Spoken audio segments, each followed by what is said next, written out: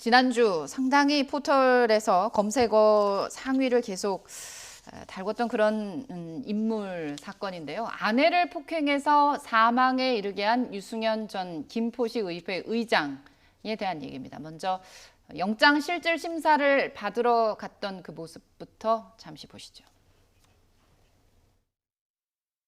폭행치사혐 인정하십니까? 우발적으로 했다고 보기 어려운데 한 말씀 해주시죠. 그 계단이요? 한 말씀 해주세요. 시민분들에게 하실 말씀 없어요? 네, 유승현 전 김포시 의회 의장이 아내를 폭행해서 숨지게 한 다음 이제 영장 결국 구속이 됐습니다. 영장 실질 심사를 받으러 가는 모습이었는데 결국 구속이 됐어요. 당시 사건을 좀 정리를 해주시죠. 15일 오후 한 4시 50분 정도에서 신고가 들어옵니다. 신고자는 유승현 전 의장이고 아내가 숨을 안 쉬는 것 같다라고 신고가 됐는데 거기서 소방관들이 출동을 해보니까 실제로는 심정지 상태였고 그건 이미 돌아가셨다는 뜻이고 그 절대로 상황을 보니까 이 현장 자체는 상당히 비조직적 상황. 그러니까 술병이라든가 아니면 혈흔 자체가 많이 튀어 있는 상황이고 본인 스스로가 이 폭행을 인정하는 과정에서 경찰에 긴급 체포한 상황입니다. 본인 스스로 이제 119에 신고를 하고 경찰에도 우발적인 범행이라고 그렇게 경찰 조사에서 이 얘기를 지금 하고 있습니다. 왜 이렇게 끔찍한 범행이 저질러졌을까요? 평소 감정이 많이 쌓여 있었다 뭐 이런 얘기도 이제 유 전 의장의 주장입니다. 얘기가 있었는데 사건의 어떤 심각성, 아까 배 교수님도 그 현장 당시의 상황을 조금 간략하게 얘기를 해주셨습니다만 당시의 상황이나 이런 것들로 봤을 때 정말 우발적이었을까라는 의심을 갖고 보는 분들도 적지 않더라고요. 예, 이게 우발적이냐 아니냐를 판단하기 위해서는 이 사인을 일단 좀 봐야 될 것 같은데 이 사람은 나를 아내를 죽일 의도가 없었고 그냥 화가 나서 홧김에 때렸다 이렇게 얘기를 하는데 지금 이 피해 여성의 상태를 보면은 온몸에 타박상, 멍, 자상까지 있고요. 그다음에 뭐 흉기를 사용한 흔적도 있어요. 빈병 같은 거 흉기를 사용한 흔적도 있고 또 심장이 파열됐다고 하거든요. 이 정도가 되면은 그냥 우발적으로 누구를 때렸다고 보기에는 너무 과하단 말이에요. 살해 고의가 있다 이렇게 볼 수도 있는데 그러면은 우발적이고 죽일 의도가 없었다 이런 주장은 좀 받아들여지기 어렵다고 보고 이 사람은 뭔가 평소에 감정이 쌓여 있는 상태에서 홧김에 그랬다 지금 이렇게 얘기를 하고 있는데 폭행 정도가 이 정도 될 때는 평소에도 상습적인 가정폭력이 이루어졌을 가능성이 커요. 왜냐면은 평소에 이런 일이 없고 그날 한 번 이렇게 갑자기 있었다면은 그냥 뭐 손이나 발을 이용해서 어느 정도 뭐 상해가 나갈 수는 있지만 이렇게까지 흉기를 사용하는 정도까지 나아가지는 않거든요. 그래서 남편이 공인이고 하다 보니까 이 여성이 적극적으로 뭐 경찰이라든지 이런데 도움을 요청할 그런 가능성은 없었겠지만은 뭐 통화 내역이라든지 뭐 주위 증언 등을 통해서 평소 부부 관계가 어땠는지도 좀 확인할 필요가 있다고 봅니다. 이 사람이 우발적이라고 얘기를 하는 거는 조금이라도 책임을 감경하기 위해서 할 가능성이 크다고 봐요. 네, 전 변호사님 얘기는 상습적인 가정 폭력이 있을 수 있다는 가능성까지 지금 얘기를 하고 계세요. 가능성은 아무래도 SNS상에 나타난 부분들 여러 가족들의 사진이 있는데 아내의 사진이 많이 부족하다.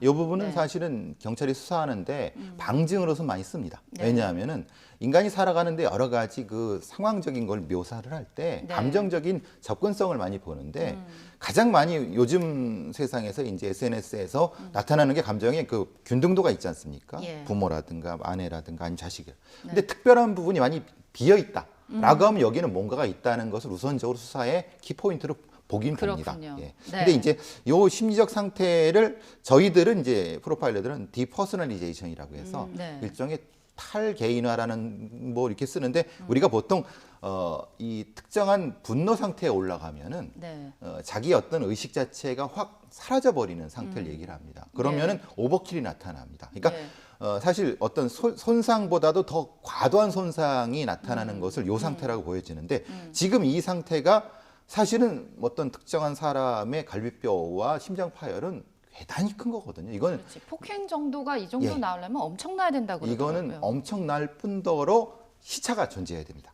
시차가. 그러니까 네. 한 번 폭행한 다음에 폭행해야지 이것이 가능한 부분인 것이 한 번 됐다고 해서 왜냐하면 사람이 회피 피해거든요. 네. 한 번. 근데 이게 한 번 더 했다는 건 쓰러져서 의식이 없는 사람을 또 공격했다는 뜻입니다. 그 얘기는 뭐냐면 이것은 우발적이라는 말은 전혀 적용이 안 된다는 겁니다. 왜냐하면 시차가 존재한다는 건 자기의 감정이 떨어졌는데 네. 그 다음에 공격했다는 것은 이건 우발적이지 없지 않습니까? 그리고 또 술 부분도 마찬가지입니다. 소주병 3병이라는데 1명 정도는 깨져갖고 없어졌고 네. 그러면 4시간 정도 폭행이 이루어졌다고 하는데 네. 사실은 건강한 성인 남성의 1병에 3병 반 정도라고 하면 만취 상태가 될 수가 없습니다. 그거는. 그러니까 사실은 만취해서 디퍼스널리제이션에서 오버킬이 됐다고 하는 것은 범죄 심리학적으로 성립될 수가 없는 겁니다.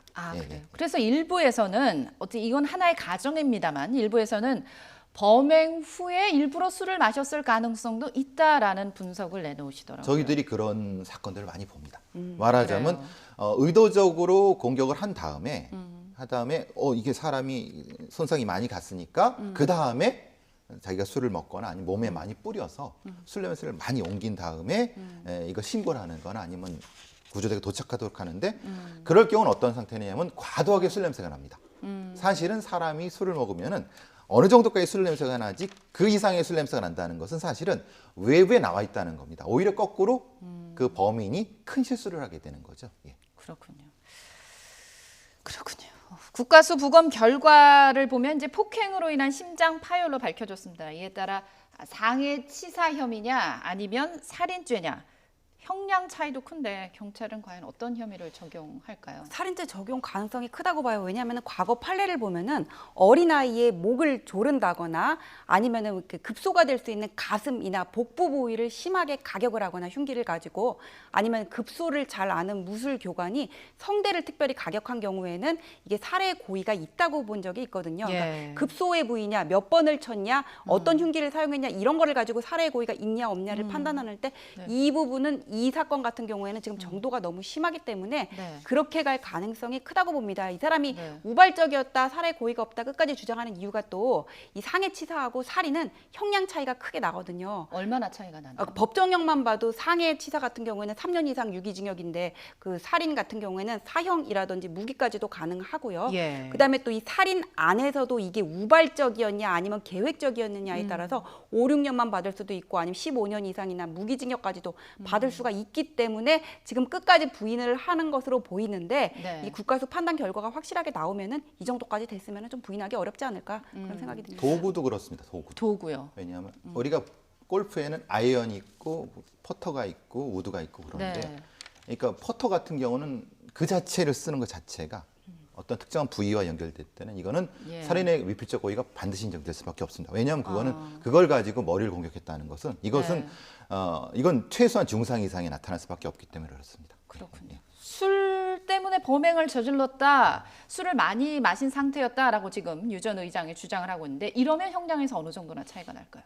근데 술을 많이 먹었다 하더라도 네. 본인이 그 결과에 대한 인식이 있었다고 하면 이것은 심신미약하고는 관련이 없는 거죠. 네. 문제는 이 사람이 평소에 소주를 서너 병 이상 먹어도 까딱 없는 사람이다. 네. 라고 하면은 이거는 한두 병 먹어서는 문제가 아닌데 네. 처음에 술을 전혀 못하는 사람인데 그날따라 이제 우연히 많이 먹어갖고 완전히 정신을 잃었다라고 하면 모르겠지만은 네. 요즘 같은 분위기에서는 술 가지고 미약을 받기는 굉장히 어렵습니다. 마지막으로 좀 하나만 여쭤볼게요. 유 전 위원장, 아이러니하게도 과거 법무부에서 범죄예방위원으로 활동을 했다고 합니다. 어떻게 보면 두 얼굴로 살아온 건 아니냐는 비판이 나올 수밖에 없는 상황이에요. 그러니까 범죄 예방 의원이라 그러면 뭐 사회적으로 어느 위치에 있는 사람들을 그냥 쓰고 우리가 이런 가정에서 이 사람의 행태가 어떤지 그런 것들을 다 알 수는 없잖아요. 네. 지킬 앤 하이드라는 그런 영화도 있는데 네. 누구나 사람들의 이중성은 있어요. 그리고 이 사람은 좀 정도가 심하기는 한데 그리고 가정 폭력 같은 경우에는 특히 남편이 공인이면 외부로 안 드러날 가능성이 있거든요. 그래서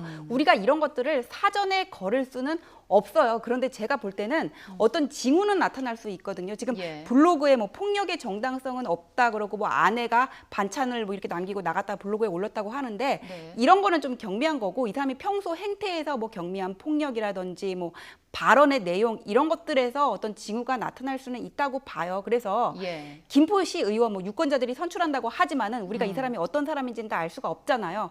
또 우리가 그래서 어떤 이 사람이 의원직을 수행하는 데 있어서 아니면 공천 과정에 있어서 좀 더 이렇게 촘촘한 잣대를 들이대고 징계를 엄격히 해야 되겠다 그런 생각이 듭니다. 네, 지금 말씀하신 것처럼 뭐 김포시 의회 의장이었습니다. 전에 공인이라서 공인이기 때문에 어떻게 보면 엄격한 도덕성의 잣대가 주어질 수밖에 없는 상황인데 참 안타깝고 비극적인 사건이 벌어졌습니다. 경찰 수사 결과를 좀 더 지켜봐야 될 것 같습니다. 지금까지 배상훈 전 서울지방경찰청 범죄심리분석관 또 전지현 변호사와 함께 얘기 나눠봤습니다. 오늘 말씀 고맙습니다. 감사합니다.